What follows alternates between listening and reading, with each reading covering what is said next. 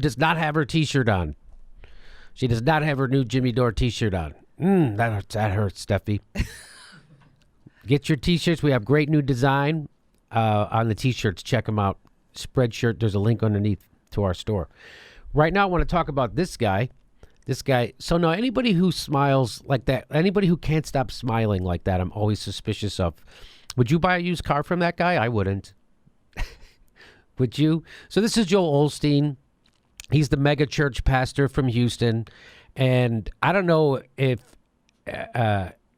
you've ever met a shyster, then you'll know that that's what that guy is. That guy is a shyster.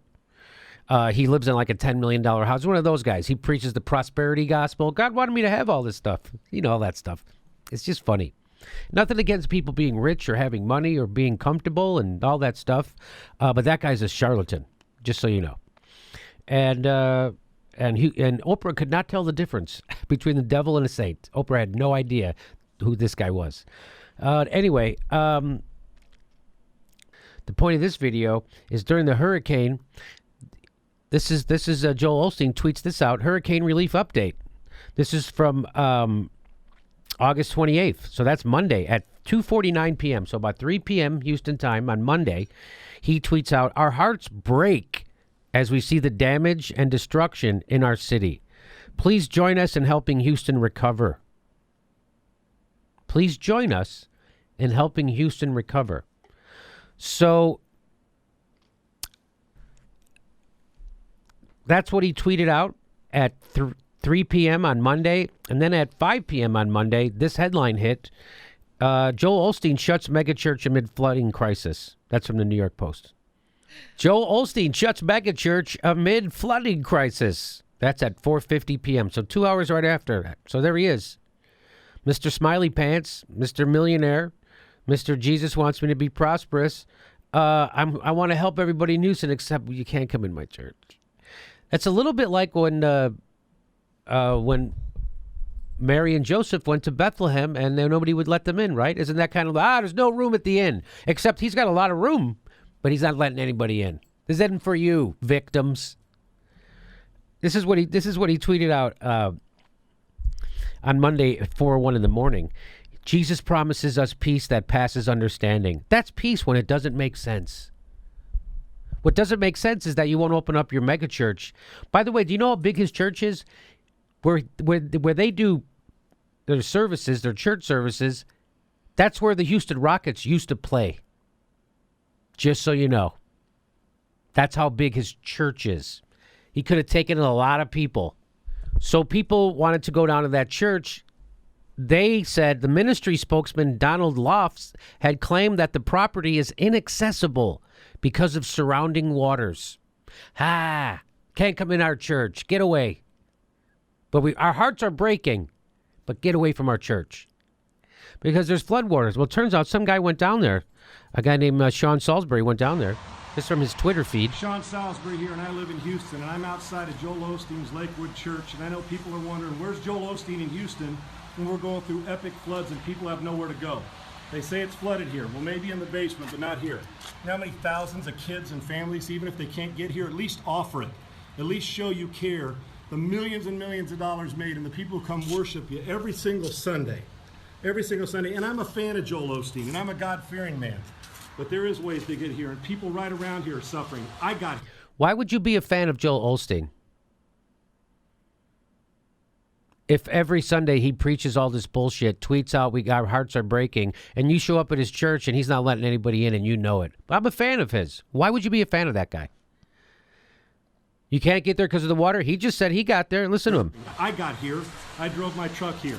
There's kids out there who need shelter, and wouldn't it be nice if a man we worship would just show his face and tell us he cares? No, he wouldn't do that. But the church did say that this is their spokesperson. He said it makes no sense to open church doors. So he's admitting the church doors are closed. We're not opening them. He says it makes no sense to open church doors when the city and county are already treating thousands of flood victims at nearby George R. Brown Convention Center. So that means we're not opening our doors because they're already taking care of people at the convention center. It makes no sense for us to open our doors. So he's admitting we're not opening our doors. He goes on to say that convention center has everything inside there. Medicine, doctors, places to sleep. It's amazing what they're doing there to make people comfortable. This is why the church isn't opening their doors, because it's a great day. The socialism down the street is working great. They got the socialism working. They got everything in there. They got medicine, they got doctors, they got places to sleep. It's amazing what they're doing to make everyone comfortable in there. We can't do that in our mega church that's worth millions and millions and millions and millions and millions of dollars. Then they backtracked. Then Joel Olsteen says, we have never closed our doors. We will continue to be a distribution center to those in need. We are prepared to house people once shelters reach capacity.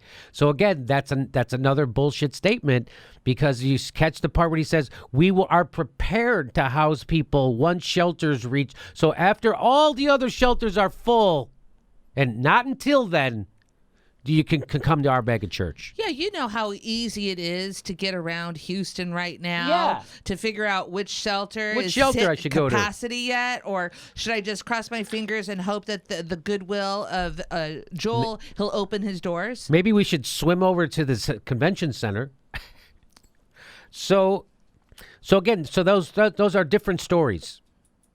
We never closed our doors. The guy said the doors were closed. It doesn't make any sense to open the doors. So that's two different stories. Here comes a third one. The Houston NBC station KPRC. We were waiting for the right time. Really, Lakewood is always open. We just didn't necessarily have staff here the night it flooded out here. Now, It's always open. We just didn't have staff here. Really? Because that's not what your spokesperson said. Your spokesperson said it doesn't make any sense to open the doors. And now let's watch him. Now he's going to contradict what he just said it before. Pastor Olsteen, it sounds like you think the criticism itself is unfounded and just a bit silly. But you guys did put out a statement on Monday. And in that statement, you said in part, we are prepared to shelter people once the cities and county shelters reach capacity. I think a lot of folks probably read that or heard that and thought, why wouldn't the house of worship open its doors immediately, initially, even perhaps before some of the other shelters? We're all about helping people. This is what the churches and our church is all about. So I think I don't know if it's unfounded, but I think if people were here, they'd realize there were safety issues. This building had flooded before. And so now he's changing his story again. Look, we're always open. We just didn't have and it went from where we wouldn't, why would we open our doors? It doesn't make any sense. There's a convention center. Then it went to our doors are always open. Then it went to, we had problems.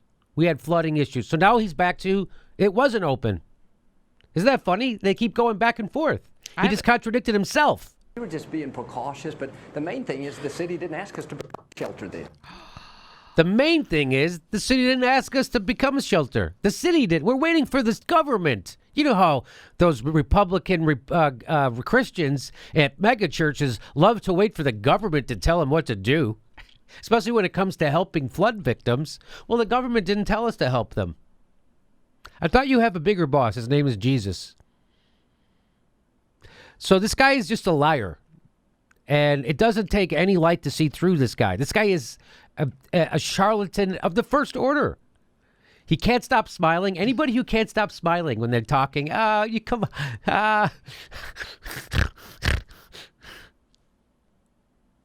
This guy's got a $10 million house. He said on Good Morning America, Jimmy, we would probably do some things differently, obviously. Uh-huh. We were here for people. We were a shelter. We were taking people as soon as the flood waters receded. So again, that's another story.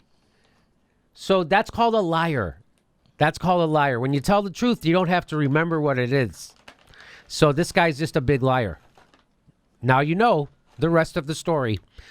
So it just all it took was a flood to reveal Joel Olsteen to be just a cretin, just to be a self-interested actor who's a fucking charlatan, a carpetbagger, a snake oil salesman. I don't know if he's a carpetbagger. I'm not exactly sure what a carpetbagger is, but I do know what a snake oil salesman is. Carpetbaggers had to do with guys from the north coming to the south after, right.